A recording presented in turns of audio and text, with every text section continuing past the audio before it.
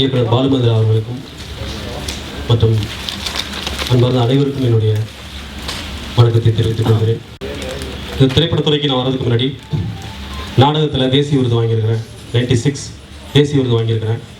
ஒரு 500 நாடகங்களுக்கு மேலே டைரக்ஷன் பண்ணியிருக்கிறேன். மேடை நாடகங்கள் பிரைம் மினிஸ்டர் முன்னாடி ஒரு நாடகத்தை போட்டிருக்கிறேன். சாதாரண திருமணி நாடகமும் போட்டிருக்கிறேன். யமுனா திரைப்படம் இது வந்து ஒரு சமூகம் சார்ந்த ஒரு விஷயம். இந்த படம் வந்து ரொம்ப வலியும் ஒரு அடித்தட்டு மக்களுடைய வலியை பதிவு பண்ணுற ஒரு படம். அப்படி இருந்தாலும் ரொம்ப கமர்ஷியல் பார்வையோட ரொம்ப நகைச்சுவை உணர்ச்சியோட இந்த படத்தை நான் வந்து கொண்டு வந்திருக்கிறேன்.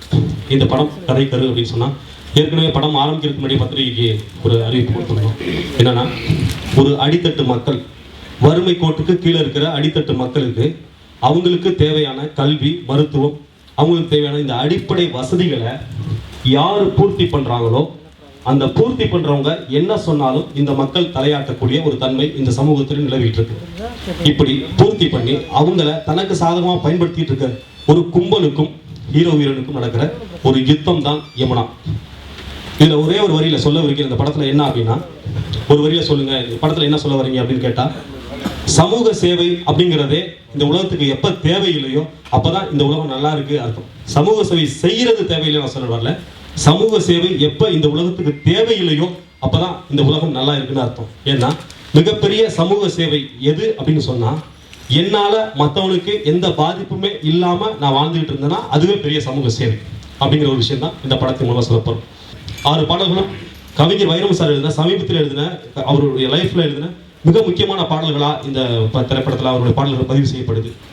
அந்த 6 டியூன் அப்படியே கல்லில் ஊற்றிக்கிற மாதிரி பண்ணியிருக்கிறாரு.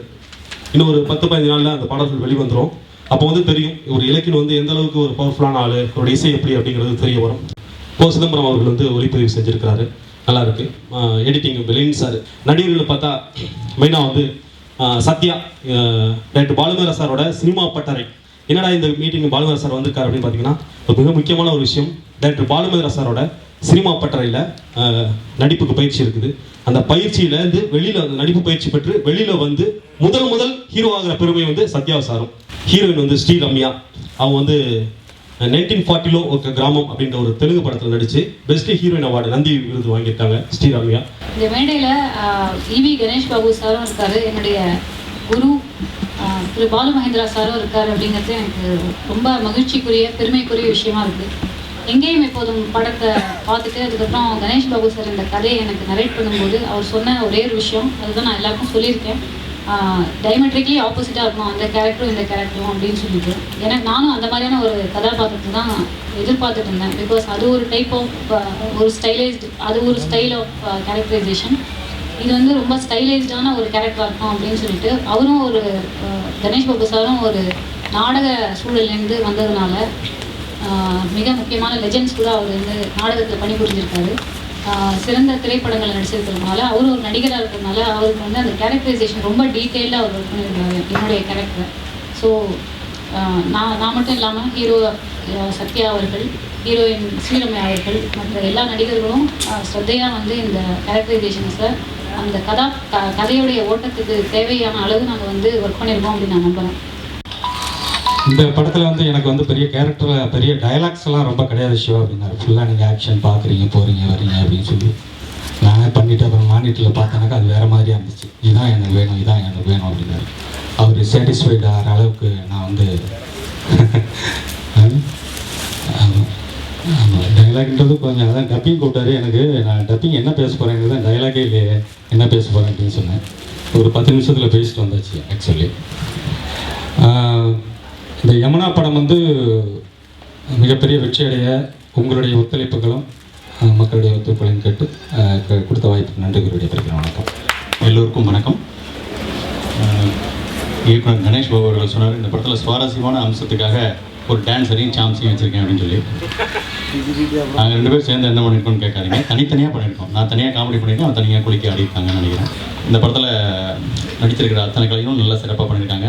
வழக்கம் போல் இந்த படத்தில் நான் காமெடி ரோல் தான் பண்ணியிருக்கேன். நான் எனக்கு நண்பர் கணேஷ் பாபு அவர்கள் ப்ரொமோஷன் கொடுத்துருக்கிறாரு. நான் ஹீரோவோட ஃப்ரெண்டாக வரேன். ஹீரோ வந்து படத்தில் காலேஜ் ஸ்டூடெண்ட் ஆகிறாரு. நான் காலேஜ் ஸ்டூடெண்ட்டாக நோ சான்ஸ் அப்படின்னு சொல்லி எனக்கு ப்ரொஃபஸராக மாற்றிட்டாரு. பட் இருந்தாலும் நான் ஃப்ரெண்டாக தான் வரேன். நான் அது எந்த காம்பினேஷன்றது பாருங்கள், படத்தை பார்த்தா சுவாரஸ்யமாக இருக்கும். இந்த படத்தில் ஒரு நல்ல தயாரிப்பாளர், நல்ல டைரக்டர், நல்ல நடிகர், ஹீரோ நமக்கு கிடச்சிருக்காங்க. அவங்களுக்கு என்னுடைய பெரிய வரவேற்பை தெரிவிச்சுக்கிறேன். உங்களுடைய ஆதரவு அவங்களுக்கு தாங்க. இந்த படத்தை வெற்றி பெற வைக்க வேண்டியது உங்களோட கையில் இருக்குது. நான் ஒரு புதுசாக நடிக்க ஒரு நடிகர் மாதிரி அவர் என்ன சொன்னாரோ அதையெல்லாம் கேட்டுக்கிட்டு அதுக்கேற்றப்ப நான் பண்ணியிருக்கேன். அப்புறம் ஸ்க்ரீனில் பார்த்தபோது கொஞ்சம் நீங்கள் யூஸ்வலாக பண்ணுற பாலாசிங்காக வேணாம் சார், எனக்கு இது போதும் இவ்வளோ இருந்தால் போதும் அப்படி 2-3 தடவை இன்சிஸ்ட் பண்ணார். சரி, அப்போ அவர் என்ன சொல்கிறாரோ அதை நான் செராக்ஸ் காப்பி மாதிரி நான் பண்ணியிருக்கேன். ஸோ ஒரு 3 சீன் தான் பண்ணியிருக்கேன். பட் அந்த 3 சீன் ஸ்க்ரீனில் பார்க்கும்போது எனக்கு அது ஹாப்பியாக இருந்தது. இதே போல் எல்லோரும் பண்ண சீன்களும் இருக்கும்னு நினைக்கிறேன். அப்படி இருந்தால் இந்த படம் உண்மையிலேயே ஒரு பாராட்டக்கூடிய ஒரு மிகச்சிறந்த நல்ல படமாக வந்திருக்கும் அப்படின்னு நான் நம்புகிறேன். கணேஷ் பாபு இதை போல் இன்னும் பல நல்ல படங்களை தமிழ் திரையுலகுக்கு தந்து இங்குள்ள சினிமாவுடைய தரத்தை உயர்த்த வேண்டும் என்று தாழ்மையாக கேட்டுக்கொண்டு முடித்துக் கொள்கிறேன். நன்றி, வணக்கம். உள்ள வீடியோக்கான் எல்லாம் உள்ள அனைவர்களுக்கு எனது மனமார்ந்த மாலை வணக்கங்கள். இங்கே முதலில் நாங்கள் ஸ்ரீ ஹரி பாலாஜி இந்த படத்தை நாங்கள் தயாரித்திருக்கிறோம். ஃபஸ்ட்டு எங்கள்கிட்ட கொஞ்சம் கதை டைரக்டர் கணேஷ் பாபு சொன்னாங்க. கதை சொன்னோன்னா எங்களுக்கு ரொம்ப திருப்தியாக இருந்தது. அதனால தான் இந்த படம் எடுக்கிறதுக்கு நாங்கள் ஆர்வமும் ரொம்ப வந்துச்சு. நாங்கள் இந்த படத்தை தஞ்சை மாவட்டத்தில் உள்ள எல்லா இடத்துலையும் எடுத்திருக்கோம். அப்புறம் 2 செட்டிங்ஸ் நல்ல பெரிய அளவில் செலவு அதிகமாக நல்லா பண்ணி நல்லபடியாக வரணும் அப்படின்னா முதல் தயாரிக்கிறதுனால எங்களுக்கு நல்லபடியாக வரணுங்கிற ஒரு மன திருப்தியில் 2 செட்டிங்ஸ் போட்டு அமைச்சு நல்லபடியாக நாங்கள் செஞ்சுருக்கோம். அது மனசு திருப்தியாக இருந்தது. இசை நல்லபடியாக செஞ்சுருக்காங்க. பாடல் 6 பாடலுங்க வைரப் சார் எழுதியிருக்காங்க. ரொம்ப அருமையாக வந்திருக்கேன். ஆக்சுவலாக ஃபஸ்ட்டு ஒரு பேப்பர் ஆடில் சாரோட இது பார்த்தேன். இதுமாதிரி பாலுமேந்திரா சினிமா பட்டன்னு ஸ்டார்ட் பண்ண போகிறேன் அப்படின்னு சொல்லி பேட்டி கொடுத்துருந்தாங்க. பார்த்தோன்னே டக்குன்னு ஜாயின் பண்ணிட்டேன். அதுக்கு நிறையா அப்ளிகேஷன்ஸ் இருந்துச்சு. மொத்தம் ஃபஸ்ட் பேட்ச் 13 பேர் செலக்ட் பண்ணாங்க. அந்த 13 பேர்த்தில் நானும் ஒரு ஆள். அப்போ ரொம்ப சந்தோஷப்பட்டேன். சார் நிறையா கொஷின்ஸ் கேட்டாங்க. எதனால் நடிக்க வந்தால் எப்போலேருந்து அந்த ஆர்வம் எல்லாம் கேட்டாங்க. அவங்க கேட்டதுலாம் சார் வெரி சார் இதுமாரி கண்டிப்பாக சினிமாவில் சாதிக்கணுங்கிற வெறி அப்படின்னா, இந்த வெறி எத்தனை நாளாக இருக்குது வந்துட்டு அப்படின்னாங்க. சின்ன வயசுலேருந்தே இருக்குது சார் அப்படின்னா. படத்துக்காக நிறையா ஆஃபீஸ் ஏறி இறங்கினேன். கோர்ஸ் முடிச்சுட்டு நிறையா ஆஃபீஸ் ஏறி இறங்கினேன். அப்போ mister director Ganesh Babu sir எனக்கு நல்ல ஒரு வாய்ப்பு கொடுத்தாரு. இப்போ படத்தில் ஒரு காலேஜ் ஸ்டூடெண்ட்டாக ஆக்ட் பண்ணியிருக்கேன். ரொம்ப இயல்பான ஒரு நடிப்பை வெளிப்படுத்தியிருக்கேன். சாருக்கு ரொம்ப பிடிச்சமான ஒரு நடிப்பை வெளிப்படுத்தியிருக்கேன். சார் இங்கே ரொம்ப சந்தோஷப்படுறேன். என்னுடைய திரைப்பட பள்ளியில் பயின்ற மாணவன் இந்த படத்தில் கதாநாயகன் நடித்திருக்கிறான். அதோடு என்னுடைய படத்தில் நடிப்பு பயிற்சி துறையின் ஆசிரியராக இருந்து பணியாற்றி கொண்டிருக்கும் வினோதினி அவர்கள் இந்த படத்தில் நடித்து கொண்டிருக்கிறார்கள். அதற்கும் மேற்பட்டு என்னுடைய 2 மாணவர்கள் இதில் உதவி இயக்குநர்களாக பணியாற்றி கொண்டிருக்கிறார்கள், மாரியப்பன் அண்ட் நரேன். என்னுடைய பள்ளிக்கூடத்தில் இருக்கும் நடிப்பு பயிற்சி துறை அந்த மாணவர்களிடம் நான் சொல்லும் முதல் விஷயம், நடிப்பை யாரும் சொல்லித்தர முடியாது. நாங்கள் இங்கே செய்ய போவதெல்லாம் ஆர்வமுள்ள ஒரு இளைஞனை அல்லது ஒரு இளம்பெண்ணை பிற்காலத்தில் நடிகனாக வருவதற்கான பயிற்சிகள், அடிப்படை பயிற்சிகள், வாய்ஸ் கல்ச்சர், பாடி லாங்குவேஜ், அதற்கான தயாரிப்பு, இன்னொரு சமயம் நடிகராக வரப்போகிறதுக்கான அந்த அந்த அந்த இளைஞனை தயார்படுத்தி அனுப்புகிறோம். அவ்வளவுதான் காரணம். அந்த காட்சிக்கான நடிப்பை சம்பந்தப்பட்ட இயக்குனர் தான் அந்த நடிகருக்கு பெற்றுக்கொள்ள வேண்டும். வினோதினி அதில் she is an expert in voice culture. Vinodhini is there and 3 more teachers are there. நானும் சேர்ந்து இந்த சினிமாவுக்கான நடிப்பு என்னங்கிறத நான் சேர்ந்து கிளாஸோட பேசின சமயத்தில் அப்படி பயின்று வந்த மாணவன் தான் சத்யா. சத்யா முதலாக என்னுடைய திரைப்பட பள்ளியிலிருந்து முதலாக வெளியே வந்து ஒரு படத்தில் முக்கிய கதாநாயகனாக நடிப்பதில் எனக்கு பரம சந்தோஷம் இருக்கிறது. சத்யாவுக்கு என்னுடைய பாராட்டுகள், வாழ்த்துக்கள். கவிஞர் வைரமுத்து அவருடைய அற்புதமான வரிகள் என்ன என்பதை நான் சொல்லி உங்களுக்கு தெரிய வேண்டியதில்லை. சமீபத்தில் அவருடைய வரிகளை என்னுடைய இன்னொருமானவர் தென்மேற்கு பருவ காற்று என்ற படத்தில் அவருடைய வரிகளை நான் கேட்டு ரொம்ப புல்லரித்து போயிருக்கிறேன். அவர் இந்த படத்தின் பாடல்களை எழுதியிருக்கிறார் என்பதை அறியும் பொழுது சந்தோஷமாக இருக்கிறது. இதன் இசையமைப்பாளர் இலக்கியன் என்ற இசையமைப்பாளர், அவருக்கு இது முதல் படம் என்று அறிகிறேன். பாடல்களை நான் இன்னும் கேட்கவில்லை. பாடல்களை பற்றி பேசும் பொழுது இந்த படத்தின் இயக்குனர் கணேஷ் பாபு சொன்னார், கண்ணில் ஒட்டிக்கொள்ளும்படியாக இருக்கும் அப்படி என்று. பாடல்களை கண்ணில் ஒட்டிக்கொள்வதா காதில் ஒட்டிக்கொள்வதா எனக்கு புரியவில்லை. மனசில் ஒட்டிக்கொள்வது அது முதல் வேலை, அப்புறம் காதில் ஒட்டிக்கலாம். கண்ணில் பாடலை ஒட்டிக்கிறது. அப்புறம் நீங்கள் பல பேர் விமர்சனம் எழுதுவீங்களே, கண்ணுக்கு குளிர்ச்சியாக இருந்தது ஒளிப்பதிவுன்னு ஒரு வரி போடுவீங்களே.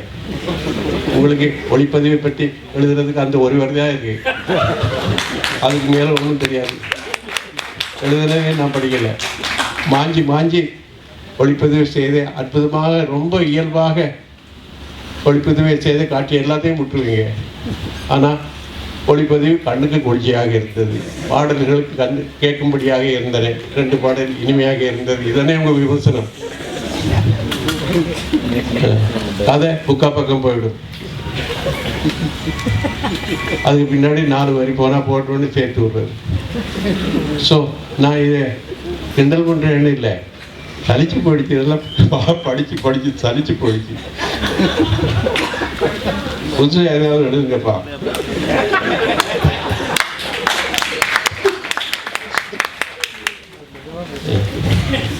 கண்ணில் ஒட்டிக்கொள்ளும்படியாக இருந்தது, கண்ணுக்கு குளிர்ச்சியாக இருந்தது. எங்களுக்கு தியேட்டரில் இருக்கும் பொழுது குளிர் அடித்தது. ஐயோ, என்னுடைய மாணவர்களுடன் நான் சொல்லும் இன்னொரு முக்கியமான விஷயம், என்னுடைய திரைப்பட பள்ளியிலிருந்து நீங்கள் நேராக கோடம்பாக்கத்தில் தான் போய் இறங்க வேண்டும். இதை நினைத்து தயவு செய்து சலிப்படைய வேண்டாம். காரணம், இந்த மாதிரி சலிப்பு ஏற்படும் சமயங்களில் ஒரு விஷயத்தை மட்டும் ஞாபகம் வைத்துக் கொள்ளுங்கள். இதே கோடம்பாக்கத்தில் தான் உங்கள் முன்னோடிகள் இருந்தார்கள். இதே கோடம்பாக்கத்தில் இருந்துதான் ஒரு பராசக்தியும், ஒரு இரத்த கண்ணீரும், ஒரு பாசமலரும் போன்ற படங்களும், என்னுடைய படங்களை எடுத்துக்கொண்டால் அழியாத கோலங்களும், மூடுபனியும், 3ஆம் முறையும், மறுபடியும் அது ஒரு காலம் போன்ற படங்கள் இதே கோடம்பாக்கத்திலிருந்து கோடம்பாக்கத்துடைய தேவைகளுக்கு அனுசரித்து எடுக்கப்பட்ட படங்கள் தான். ஸோ கோடம்பாக்கத்தில் இருந்து கொண்டே அற்புதங்கள் படைக்கலாம். கணேஷ் பாபு அவர்கள் இந்த முயற்சியில் ஈடுபட்டிருக்கிறார் என்பதை நினைக்கும் பொழுது சந்தோஷமாக இருக்கிறது, தெரியும் பொழுது சந்தோஷமாக இருக்கிறது. இந்த படம் எதற்காக எடுக்கப்பட்டதோ அந்த நோக்கம் ஈடற வேண்டும், வெற்றிகரமாக ஈடற வேண்டும் என்று நான் இறைவனை பிரார்த்திக்கிறேன். இந்த படத்தின் ஒளிப்பதிவாளர் இங்கே இருக்கிறார், சிதம்பரம் இங்கே இருக்கிறார். அவர் இந்த படத்தை நெகட்டிவில் ஒளிப்பதிவு செய்திருக்கிறார்.